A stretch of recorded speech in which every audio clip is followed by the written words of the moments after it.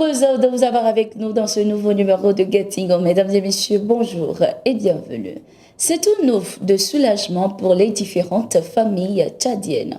Le président de la transition du Tchad, Mahamat Idriss Déby, a gracié ce 27 mars 2023 259 des 262 manifestants condamnés à la prison ferme après une manifestation contre le pouvoir le 20 octobre 2022. Ces manifestants avaient répondu à l'appel de l'opposition contre la prolongation de 2 ans du pouvoir de Mahamat Idriss Déby. Ils avaient écopé de 2 à 3 ans de prison ferme pour des faits d'attroupement non autorisés, de destruction des biens, incendie volontaire, violence et voies de fait, coups et blessures volontaires et troubles à l'ordre public.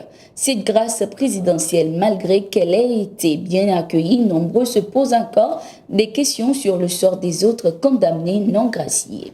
Le 25 mars 2023, le président de la transition, Mahamat Idriss Déby, a signé aussi une grâce présidentielle en faveur de 380 des plus de 400 rebelles du Front pour l'alternance et la concorde condamnés le 21 mars 2023.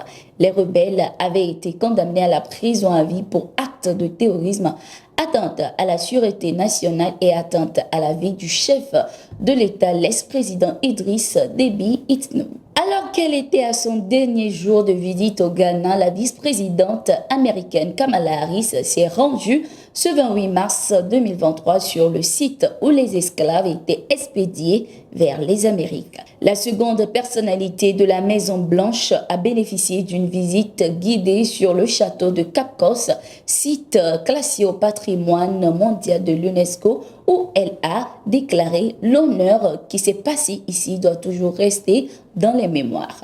Harris a déposé une gerbe de fleurs en l'honneur de ceux qui sont morts durant la traite des esclaves. La vice-présidente américaine a appelé à investir davantage dans l'innovation après qu'elle ait fait escale dans un studio d'enregistrement de musique dans la capitale ghanéenne, Accra.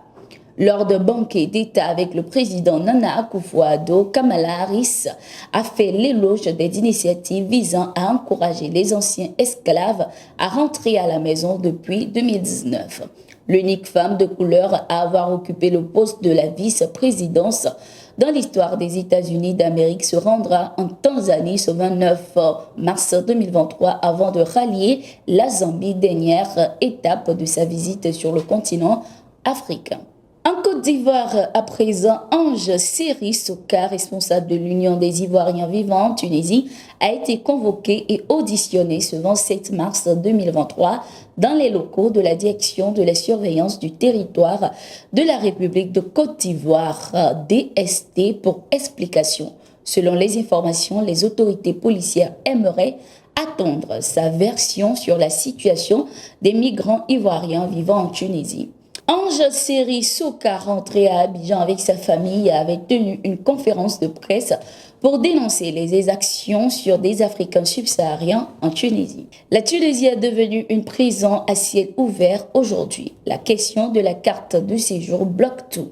Sans carte de séjour, vous ne pouvez pas aller au poste de police si vous êtes agressé. Vous travaillez au noir. Cela encourage les abus de pouvoir, avait-il déclaré. Plus de 300 migrants ivoiriens vivant en Tunisie ont regagné leur pays avec l'appui du gouvernement qui a débloqué plus de 2 milliards pour les missions de rapatriement. Au Burkina Faso, une association dénommée Gopaga a construit un centre de soutien aux épouses des soldats tombés au front alors qu'ils combattaient les terroristes. Le centre de Gopaga permettra à ces dernières de bénéficier d'une réinsertion socio-professionnelle.